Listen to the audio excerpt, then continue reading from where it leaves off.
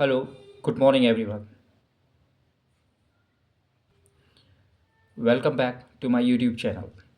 और आज हम आपके लिए लेकर आए हैं एक story, the clever fox. The clever fox, है ना। इस चैप्टर में हम सीखेंगे, इस स्टोरी के द्वारा हम ये सीखेंगे कि कौन सी वर्ड, कौन सी वर्ब, कौन सा हेल्पिंग वर्ब, कौन सी मेन वर्ब कब यूज़ करते हैं और कैसे यूज़ करते हैं। इसके साथ ही साथ इंग्लिश स्पीकिंग के लिए जो इम्पोर्टेंट रूल्स होते हैं उसमें से जो भी इस स्टोरी में आएंगे वो भी मैं कराने की कोशिश करूँगा।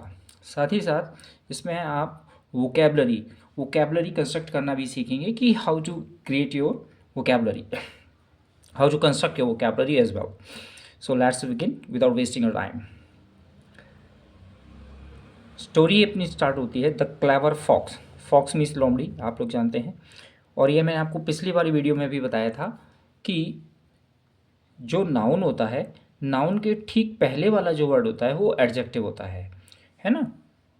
ये जो फॉक्स है ये नाउन है, और नाउन के पहले जो वर्ड लिखा हुआ है क्लेवर, ये एक एडजेक्टिव है। और नाउन और एडजेक्टिव का जब पेयर आता है तो उसके पहले हमेशा आर्टिकल लगता ही है। डिटर्मिनर भी कहते हैं जिसको। आर्टिकल ए एंड द कौन सा होगा ये कॉन्टेक्स्ट पर डिपेंड करता है, ठीक है ना। तो यहाँ पर द क्यों लगा है? क्योंकि द एक पर्टिकुलर, जब कोई पर्टिकुलर किसी चीज़ के बारे में हम बात करते हैं तो वो डेफिनेट आर्टिकल लेता है, मीन्स द का यूज़ करते हैं। तो द क्लेवर फॉक्स यानी कि एक विशेष चालाक लोमड़ी, उसकी ये स्टोरी है, उसको अपन स्टार्ट करते हैं। Once there was an old lion. Once एक बार, है ना। इसमें वर्ड मीनिंग, जो भी डिफ़िकल्ट वर्ड मीनिंग्स होंगे वो मैं अंडरलाइन करता चलूँगा, वो भी आप देख सकते हैं। Once there was an old lion. There का यूज़ मैंने पिछले वीडियो में भी बताया था, मैं एक बार फिर से बता देता हूँ। देयर एक डमी सब्जेक्ट की तरह से फंक्शन करता है, और इसके बाद हमेशा हेल्पिंग और is am are was were will be आते हैं, ठीक है ना। सेंटेंस अगर प्रेजेंट में है तो इज़ और आर, सॉरी एम नहीं आता है। पास्ट है तो वॉज ओवर आएगा, और फ्यूचर है तो विल भी आएगा। और उसके बाद में जो नाउन दिया होता है उस नाउन के अकॉर्डिंग इसमें हेल्पिंग वर्ब लगते हैं। देयर का यहाँ पर कोई मतलब नहीं होता। जैसे कि स्टोरी हमारी पास्ट में है तो वॉज का यूज़ हो रहा है, तो लाइन हमारा सिंगुलर सब्जेक्ट है, तो सिंगुलर सब्जेक्ट होने की वजह से वॉज हेल्पिंग वर्ब आ रही है ना। और अगर यहाँ लाइन्स होते, प्लूरल होता, तो यहाँ वर हो जाता, फिर ये एन नहीं होता यहाँ पे, ठीक है। अब इसमें एक और चीज़, ये नाउन ये एडजेक्टिव, यही वाला कंडीशन बन रहा है इसमें, नाउन एडजेक्टिव। ये लाइन नाउन हो गया, ओल्ड एडजेक्टिव हो गया, तो उसका पहले ये डिटर्मिनर यानी आर्टिकल एन लगा हुआ है। एन क्यों लगा हुआ है? ओल्ड। इसके लिए मैंने आपको ये पहले बताया कि एक मैंने वीडियो बनाया हुआ है आर्टिकल्स पे, आप उसमें देख सकते हैं। तो there was an old lion. एक बार एक बूढ़ा शेर था। He was unable to kill any creature. अब देखिए इसमें एक वर्ड दिया हुआ है अनेबल, है ना। ये निगेटिविटी को शो करता है। आप चाहें तो यहाँ अनेबल को आप नॉट एबल भी लिख सकते हैं। नॉट एबल से भी इसको बनाया जा सकता है। ये ऐसे भी हो सकता है, he was not able to kill creature, है ना। ही वॉज अनेबल कर लें, अनेबल भी बोल सकते हैं आप, या नॉट एबल भी बोल सकते हैं आप। तो he was not able to kill any creature, वो किसी और जानवर को मारने में सक्षम नहीं था, ठीक है। एबल मीन्स होता है सक्षम या योग्य, तो वह किसी और दूसरे जानवर को मारने में, क्रिएचर मीन्स होता है यहाँ प्राणी जानवर से ले सकते हैं, मारने में सक्षम नहीं था। कौन? ये बूढ़ा शेर। आगे बढ़ते हैं। सो एक कंजंक्शन है, इसका मतलब होता है इसलिए। इसलिए ही सेड टू हिमसेल्फ, उसने कहा। सब्जेक्ट के तुरंत बाद सेड लगा हुआ यानी कि पास्ट सिंपल हो गया।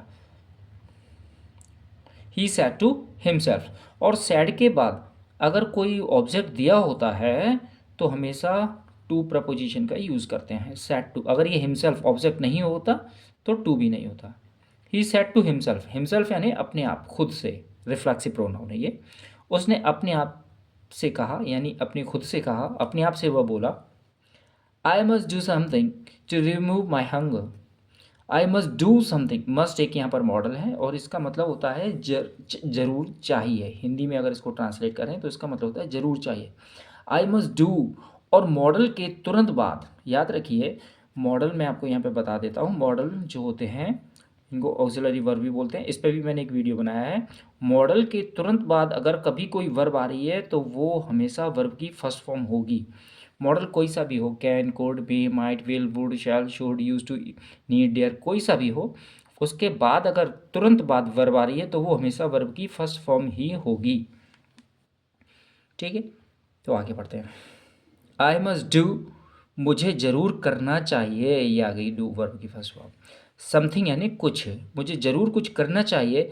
टू रिमूव, रिमूव मतलब होता है हटाना। To remove my hunger, hunger यानी होती है भूख। तो मुझे ज़रूर कुछ करना चाहिए टू रिमूव माई हंगर, अपनी भूख को हटाने के लिए, मिटाने के लिए। तो वो शेर अपने आप से बोला कि मुझे ज़रूर कुछ करना चाहिए अपनी भूख को मिटाने के लिए। एल्स, एल्स का मतलब है यहाँ पर नहीं तो, अदरवाइज, नहीं तो या अन्यथा भी कह सकते हैं। अदरवाइज या एल्स, नहीं तो।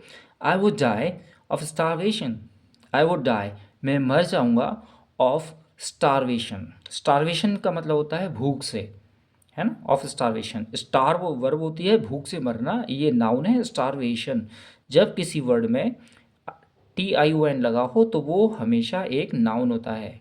ठीक है, of starvation, I would die of starvation, मैं भूख से मर जाऊंगा। तो शेर ने अपने आप से कहा कि मुझे ज़रूर कुछ करना चाहिए अपनी भूख को मिटाने के लिए, नहीं तो मैं भूख से मर जाऊंगा। ही कैप्ट थिंकिंग, वह सोचता रहा। ये देखिए यहाँ पर एक ये नई चीज़ आई है, ये मैं आपको बता देता हूँ।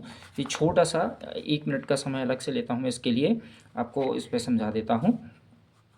तो इसमें क्या है, जैसे कि ये सब्जेक्ट होता है, सब्जेक्ट के बाद होती है कीप, और कीप के बाद आता है हमेशा जेरेंट फॉर्म यानी ING वाली फॉर्म। ठीक है, और इसकी पहचान होती है, आप इस तरह से इसका एक रूल्स के रूप में भी ले सकते हैं, ता रहता है, इस तरह के हिंदी के सेंटेंस में, है ना। जैसे अगर मेरे को कहना है कि वह पढ़ता रहता है, ही कीप्स, तो ये मेन वर्ब होती है। इसमें प्रेजेंट इंडेफिनिट है तो सब्जेक्ट सिंगुलर होगा, एस लग जाएगा इसमें। ही कीप्स स्टडिंग, वह पढ़ता रहता है। वह खेलता रहता है, ही कीप्स प्लेइंग। वह सोता रहता है, ही कीप्स स्लीपिंग। ठीक है, अगर यही पास्ट में होता है तो पहचान हो जाती है ता रहा, पास्ट में, और ये कीप की सेकंड फॉर्म कैप्ट हो जाती है। ही कैप्ट स्लीपिंग, वह सोता रहा। वह हंसता रहा, ही कैप्ट लाफिंग। ठीक है, वे खेलते रहे, दे कैप्ट प्लेइंग, इस तरह से हो जाएगा। ठीक है, और फ्यूचर होता है तो विल कीप ऑन हो जाता है। ही कैप्ट थिंकिंग, वह सोचता रहा। ठीक है, ये वही वाला है। ही कैप्ट थिंकिंग, वह सोचता रहा। एट लास्ट, और अंत में, N idea came in his mind, एक आइडिया उसके दिमाग में आया। ये एन क्यों लगाए, क्योंकि हिंदी का वॉज दिया हुआ है इसलिए। An idea came in his mind, एक आइडिया उसके दिमाग में आया, किसके, बूढ़े शेर के। He decided to lie down in the cave, उसने डिसाइड किया, सब्जेक्ट के बाद सेकेंड फॉर्म, उसने डिसाइड किया टू लाई डाउन, दो वर्ब है इसलिए दोनों के बीच में टू लगा हुआ है। He decided to lie down, लेटे रहना, लाई डाउन मीन्स होता है लेटे रहना, इसलिए उसने डिसाइड किया लेटे रहने का। इन द केव, केव यानी होती है शेल्टर ऑफ द लाइन, यानी कि शेर की गुफा है। तो उसने डिसाइड किया कि वो दिन भर मतलब हमेशा अपने केव में यानी अपनी गुफा में लेटा रहेगा। प्रिटेंडिंग, प्रिटेंड का मतलब होता है दिखावा करना, एक्टिंग करना, है ना, और ऐसा दिखावा करेगा, ऐसी एक्टिंग करेगा, टू बी इल, बीमार होने की। उसने क्या डिसाइड किया, he decided to lie down, उसने डिसाइड किया कि वो अपनी गुफा में लेटा रहेगा, प्रिटेंडिंग, और ऐसा दिखावा करता रहेगा, टू बी इल, कि वो बीमार है। Then any animal would came to inquire, then any animal would came, ये देखिए ये थोड़ा सा गलत लिखा है ना। देखिए जब हमारे कंसेप्ट क्लियर होते हैं तो हम बुक की भी गलती को पकड़ सकते हैं। ये केम लगा हुआ है, ये देखिए अभी मैंने बताया था आपको, मॉडल के तुरंत बाद वर्ब की फर्स्ट फॉर्म आती है, ये मॉडल है, तो ये केम नहीं, यहाँ पर कम आएगा, है ना। हमारे कंसेप्ट क्लियर होते हैं तो हम बुक की भी गलती को पकड़ सकते हैं। Then any animal would come to inquire, तो जब भी कोई एनिमल उससे मिलने के लिए आएगा, इंक्वायर मीन्स होता है पूछताछ करना, है ना, छानबीन करना, इसी वर्ड से लगा हुआ है इंक्वायरी, वो नाउन हो जाता है। ठीक है, अब ये चूंकि वर्ब है इसलिए दो वर्ब के बीच में टू लगा हुआ है। तो जब भी कोई एनिमल इंक्वायरी करने आएगा, नहीं कि उससे पूछताछ करने के लिए आएगा, उससे मिलने के लिए आएगा, would become his prey. Prey means होता है शिकार, यानी कि वो उसका शिकार बन जाएगा। याद रखना PREY है, और वो प्रार्थना करना होता है ना, PRAY होता है। ठीक है, हिज प्रे, प्रे मीन्स होता है शिकार। तो उसने डिसाइड क्या किया, उसने डिसाइड किया कि वह लेटा रहेगा अपनी केव में, यानी अपने गुफा में लेटा रहेगा, और ऐसा दिखावा करेगा कि वो इल है, यानी बीमार है। देन यानी जब भी कोई उससे मिलने के लिए आएगा, उससे पूछताछ करने के लिए आएगा, पूछने आएगा कि भाई तुम कैसे हो, क्या क्या हुआ, ऐसा कुछ, and would become his prey, वो उसका शिकार बन जाएगा। आगे बढ़ते हैं, next paragraph. The lion put his wicked plan into practice which started working. The lion put his wicked plan. अब ये देखिए, एक ये वर्ड मीनिंग्स होते हैं। विग्ड, विग्ड का मतलब होता है बेकार, गंदा, दुष्ट, है ना, विग्ड पर्सन यानी दुष्ट व्यक्ति, है ना। तो विग्ड प्लान यानी कि बेकार प्लान, विग्ड प्लान, गंदा plan. Then put his wicked plan into practice, और उसने अपने इस बुरे प्लान को प्रैक्टिस में यानी कि लागू कर दिया उसने। विच स्टार्टेड, अब ये विच मैंने आपको पहले वाले वीडियो में बताया था, ये रिलेटिव प्रोनाउन है ना, और इस प्रैक्टिस के अकॉर्डिंग ये वर्ब लगी हुई है। विच का मतलब हो गया जो। विच स्टार्टेड वर्किंग, मैंने ये भी बताया था कि स्टार्ट वर्ब के बाद हमेशा ING वाली फॉर्म आती है, याद रखिएगा। ठीक है, कभी टू स्टार्ट के बाद कभी इन्फिनेटिव नहीं आता, यानी ING वाली फॉर्म नहीं आती है। स्टार्ट के बाद हमेशा ING वाली फॉर्म आती है, पहले वाला टेंस कोई सा भी हो। तो उसने अपने बुरे प्लान को प्रैक्टिस में कर दिया, यानी कि लागू कर दिया। विच स्टार्टेड वर्किंग, और उसके इस प्लान ने काम करना भी शुरू कर दिया, यानी कि मतलब उसका जो प्लान था वो सक्सेस हो गया। जैसे कोई उसके पास आता था वो मारना शुरू कर दिया उसने। Many of his well wishers, many of his, उसके कई, ढेर सारे, कई वेल विशर्स, वेल विशर्स मतलब होता है शुभ चिंतक, उसके कई जो वेल विशर्स थे, शुभ चिंतक थे, गॉट किल्ड, वो मारे गए, क्योंकि वो उससे मिलने के लिए आते थे और वो उनको मार देता था। But evil is short lived, evil means होती है बुराई, है ना, लेकिन जो बुराई होती है, बट मीन्स लेकिन कंजंक्शन है, लेकिन जो बुराई होती है इज शॉर्ट लिव्ड, उसकी आयु बहुत कम होती है, लंबी नहीं होती है, यानी कि बुराई ज़्यादा लंबे दिन तक नहीं टिकती है, अपन इसको ऐसे भी कह सकते हैं। वन डे, एक दिन, a fox, singular noun English में कभी भी अकेले नहीं लिखे जाते, है ना, फॉक्स है तो ए आर्टिकल लगा हुआ है। अ फॉक्स विजिटेड, सब्जेक्ट के बाद second form, a fox visit, ये मैं आपको पहले भी बता चुका हूँ, फिर से बता देता हूँ, अभी नहीं बताया मैंने, कि किसी भी सेंटेंस का सब्जेक्ट और मेन वर्ब का जो ऑब्जेक्ट होगा वो हमेशा नाउन या प्रोनाउन ही होगा, कभी एडवर्ब, एडजेक्टिव, प्रपोजिशन, कंजंक्शन ये कभी नहीं होते। ठीक है, किसी भी मेन वर्ब का जो सब्जेक्ट होगा और ऑब्जेक्ट होगा वो हमेशा नाउन या प्रोनाउन ही होंगे। इंग्लिश में दो ही भाई हैं, नाउन और प्रोनाउन, जिनको सब्जेक्ट और ऑब्जेक्ट बनने का अधिकार है मेन वर्ब का। अ फॉक्स विजिटेड, एक फॉक्स आई द एलिंग लाइन, एलिंग मतलब होता है जो बीमार, सिक लाइन से मिलने के, सिक इसका सिनोनिम हो जाएगा सिक, इल, ठीक है ना, वो इल लाइन, जैसे ऊपर आया था इल लाइन, है ना, टू बी इल, ये लिखा हुआ है, इल आया था। तो उस बीमार एलिंग लाइन से मिलने के लिए फॉक्स आई। As foxes are clever by nature, जैसा आप जानते हैं फॉक्सेज आर क्लेवर, जो फॉक्सेज होती हैं यानी कि जो लोमड़ियाँ होती हैं, क्लेवर वो चालाक होती हैं।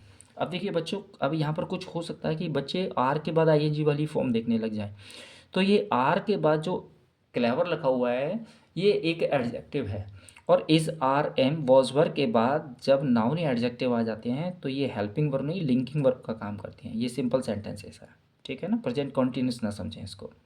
एज जैसे वी आर इंडियन, है ना, दीज आर माई फ्रेंड्स, ये सब के लिंकिंग वर्ब हैं, सब्जेक्ट कॉम्प्लीमेंट देते हैं ये। एज फॉक्सेस, हाँ कहाँ पे थे, हाँ आर क्लेवर, जैसा आप जानते हैं कि फॉक्सेस जो होती हैं वो बाय नेचर क्लेवर होती हैं। The fox stood at the mouth of the cave, तो जो फॉक्स है पर्टिकुलर, अब जो द फॉक्स क्यों हो गया वो, क्योंकि अब वो पर्टिकुलर हो गई है ना, क्योंकि उसकी हम पहले चर्चा कर चुके हैं। तो जो फॉक्स है वो बाहर खड़ी रही, सब्जेक्ट के बाद सेकंड फॉर्म, बाहर खड़ी रही eight the mouth of the केव, उस केव के मुंह पर, यानी कि उसके जो केव थी, जो गुफा थी, उसके मुंह पर खड़ी रही, यानी कि एंट्रेंस पर खड़ी रही उसके। हिज सिक्स्थ सेंस वर्क, उसका जो सिक्स सेंस था वो काम कर गया, क्योंकि जनरली 5 सेंसेस होते हैं, 6 सेंस जो व्यक्ति पर्टिकुलर्स होते हैं। हिज सिक्स सेंस वर्क, उसका जो सिक्स सेंस है वो काम कर गया। And he new the reality, और उसे सच्चाई का भी पता चल गया, सब्जेक्ट के बाद सेकंड फॉर्म फिर से।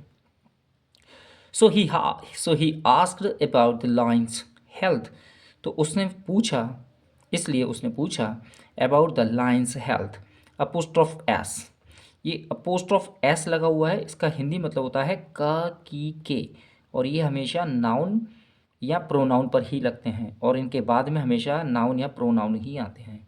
लाइन्स हेल्थ यानी कि शेर का स्वास्थ्य, ठीक है। उसने पूछा किसके अबाउट, यानी बारे में, किसके बारे में पूछा, शेर के स्वास्थ्य के बारे में पूछा। फ्रॉम आउटसाइड, बाहर से ही, अंदर तो आई नहीं थी वो, क्योंकि वो बाहर एंट्रेंस पर ही खड़ी हुई थी, गुफा के एंट्रेंस पर, दरवाजे पर ही खड़ी हुई थी, बाहर से ही पूछा उसने। द लाइन रिप्लाइड, शेर ने जवाब दिया, और लाइन भी चूंकि पर्टिकुलर है उसकी हम पहले चर्चा कर चुके हैं, इसलिए द लगा हुआ है। रिप्लाई, रिप्लाई मीन्स होता है जवाब देना, उसकी सेकंड फॉर्म रिप्लाइड, जवाब दिया। I am not feeling well, मेरा स्वास्थ्य ठीक नहीं है। देखिए ये एक रेडीमेड सेंटेंस है, I am not feeling well.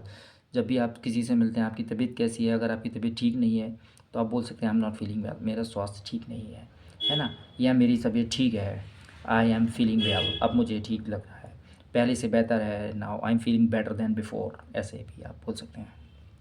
But why don't you come inside, लेकिन आप अंदर क्यों नहीं आ रही हो, आप अंदर क्यों नहीं आ जाती हो। शेर ने उससे पूछा कि मेरा स्वास्थ्य ठीक नहीं है, लेकिन आप अंदर क्यों नहीं आती हो। देन द फॉक्स रिप्लाइड, फिर फॉक्स ने रिप्लाई किया, जवाब दिया। I would love to come, ये देखिए वुड मॉडल है first form, I would love to come in, sir हाँ सर मैं अंदर आ जाती, बट लेकिन, ऑन सीइंग, ये देख कर, ऑल द फुटप्रिंट्स, की जो सभी फुटप्रिंट्स हैं, ऑल यानी सभी, ऑल द फुटप्रिंट्स, फुटप्रिंट्स यानी पैरों के जो फुट स्टेप बनते हैं वो, पैरों से जो निशान बन जाते हैं चलने से, all the footprints going to your cave, की जो भी फुटप्रिंट्स हैं, पैरों के जो निशान हैं वो आपकी गुफा की तरफ जो आ रहे हैं, गोइंग टू योर केव, आपकी गुफा की तरफ जाते हुए तो दिख रहे हैं, एंड नन कमिंग आउट, लेकिन कोई बाहर आता हुआ नहीं दिख रहा है। I would be foolish enough to come in, और वो कहती है मैं इतनी मूर्ख नहीं हूँ कि मैं अंदर आ जाऊँ। सेइंग सो, ऐसा कहकर, है ना, ये जब इस तरह के सेंटेंसेस आ जाते हैं ना कर वाले, जैसे दूध पी कर, है ना, खाना खाकर मैं सो गया, फिल्म देखकर वो कॉलेज चला गया, टीवी स्विच ऑन कर वह ऑफिस चले गया, इस तरह से जो सेंटेंस होते हैं ना कर वाले, वो आईएनजी से बनते हैं, ठीक है ना, जेरन फॉर्म से बनते हैं।